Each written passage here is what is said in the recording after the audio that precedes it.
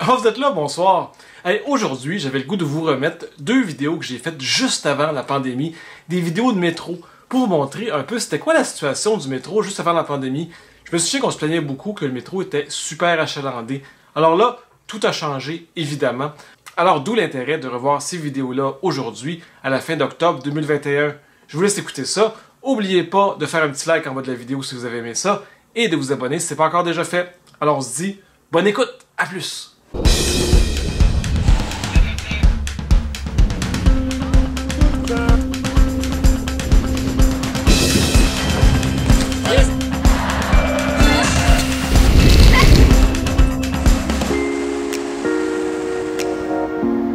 Aujourd'hui, pour votre bon plaisir, on va encore faire une vidéo sur le métro de Montréal et on se penche plus précisément sur les 5 stations les moins fréquentées de tout le réseau. Je sais mes infos directement de la STM, mais ces infos-là datent de 2011, donc ça peut avoir changé quelque peu depuis ce temps-là. Bon, on commence à Laval. Je m'y connais un petit peu moins en termes de géographie banlieusarde, mais quand on va à la station de la Concorde, on s'aperçoit qu'il n'y a pas grand-chose autour. Il y a bien un arrêt de train juste sur le bord de la rue, mais c'est tout. C'est dommage parce que des 3 stations de Laval, de la Concorde est probablement la plus jolie.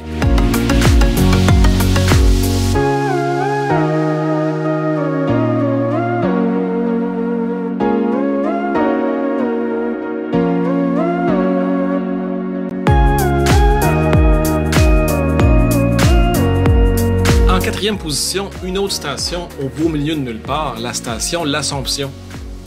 Le seul côté pratique de cette station-là, c'est qu'il y a un bus, la 131, qui part directement de la station pour aller à l'hôpital Maisonneuve-Rosemont. Encore une fois, c'est un peu dommage qu'elle soit si peu fréquentée, parce qu'il y a des très jolis murales dans ces corridors.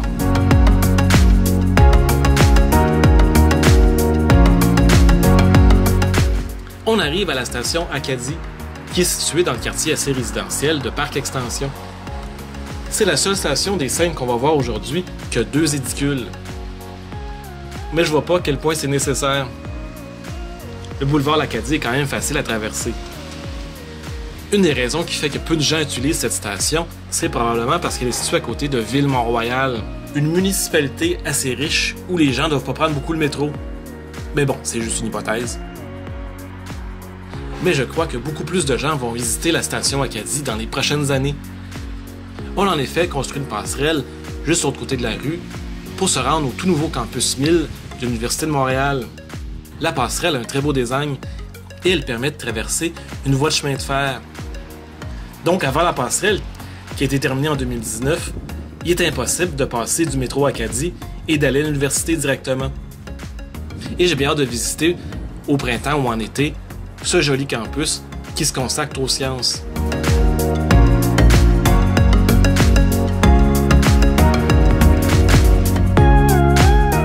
En 2e position, une station dont je vous parle très souvent, la station de la Savane. C'est une de mes stations coup de cœur parce que son design intérieur m'amène dans un univers futuriste. On se croirait vraiment dans de la science-fiction.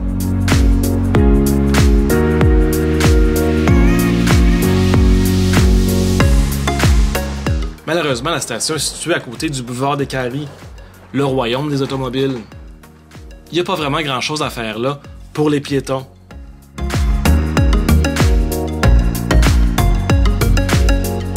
Et la station la moins fréquentée de tout le réseau, la station Georges-Vanier.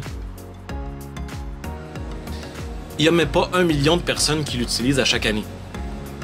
Mon hypothèse pourquoi cette station est peu utilisée, c'est qu'en plus d'être située à côté de l'autoroute du Ville-Marie, Georges-Vanier est entre Lucien-Lallier, qui est une station où il y a une gare de train, et la station Lionel-Groulx, là où se croisent les lignes de métro verte et orange.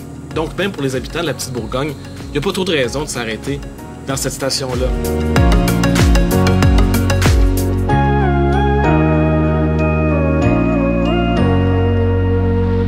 Donc j'espère que ça vous a plu et que ça vous a permis, comme moi, de découvrir des stations moins connues.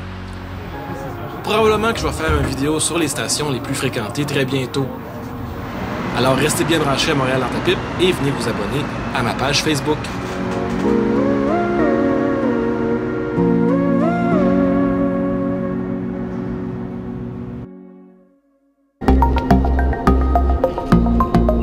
Et oui, déjà un nouveau top 5 de métro. Cette fois-ci pour les 5 stations du métro de Montréal les plus fréquentées. Encore une fois, ces chiffres-là datent de 2011 et je dois dire aussi qu'elles tiennent compte seulement des entrées et non pas des transits. Donc si on avait tenu compte des transits, on aurait sûrement les stations Jean Talon ou Lionel Groulx dans ce décompte.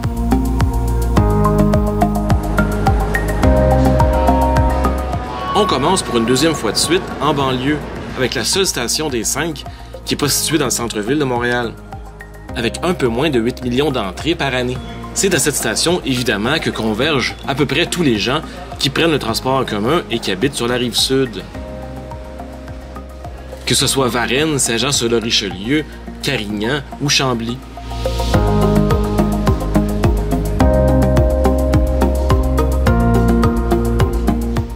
À noter aussi que le nom de la station, c'est Longueuil, Université de Sherbrooke, parce qu'il y a un pavillon d'université collé à la station. Donc ça aussi, ça augmente l'achalandage.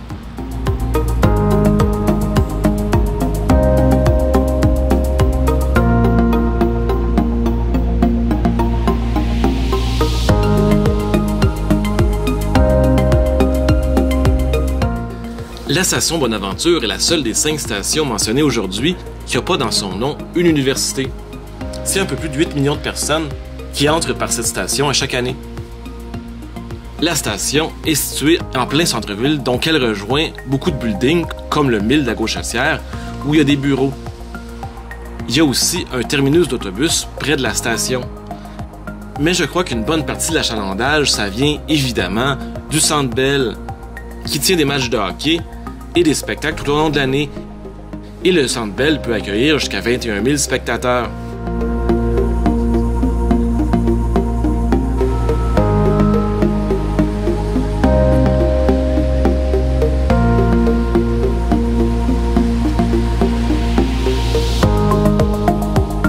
Une autre station au centre-ville, donc qui est reliée à plein de tours à bureaux et de commerces.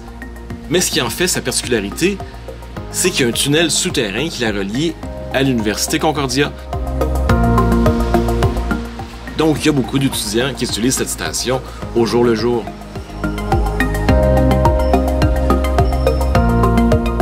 C'est 8,5 millions de personnes annuelles qui rentrent dans cette station.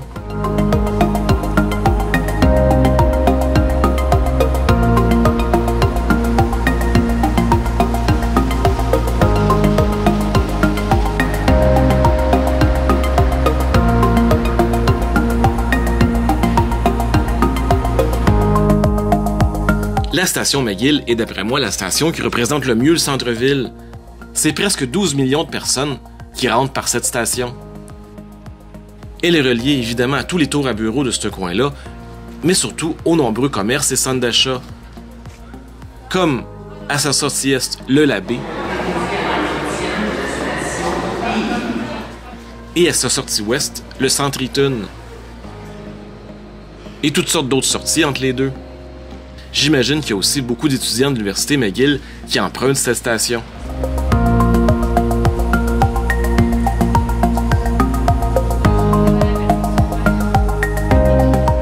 Je pense qu'il n'y a aucune surprise dans le fait que la station Berry-UQAM soit la station la plus achalandée. C'est 14 millions d'entrées par année, sauf que si on compte les transits, on a sûrement à peu près entre 35 et 40 millions de personnes qui passent par Berry-UQAM à chaque année. Elle relie en effet les stations de la ligne orange, de la ligne verte et de la ligne jaune. Et il y a beaucoup d'entrées à cette station-là. Il y en a une sur Berry, il y en a une sur Sainte-Catherine, il y en a une à la place du Puy, il y en a une sur Saint-Denis, il y en a une par l'Université du Québec à Montréal, il y en a une par la Grande Bibliothèque et il y en a une par la gare d'autocar de Montréal, là où vous pouvez prendre un bus pour aller presque partout au Québec ou en Nouvelle-Angleterre. Bon, la station est vraiment très achalandée, surtout sur la ligne orange. Et en ce moment, on cherche des solutions parce que ça commence à être pas mal l'enfer. Aussi, j'ai l'impression que la station Berry-UQAM est constamment en rénovation. Et en plus, avec la fermeture récente du parchemin, disons que cette station-là, qui est toujours très pratique, fait un petit peu dur.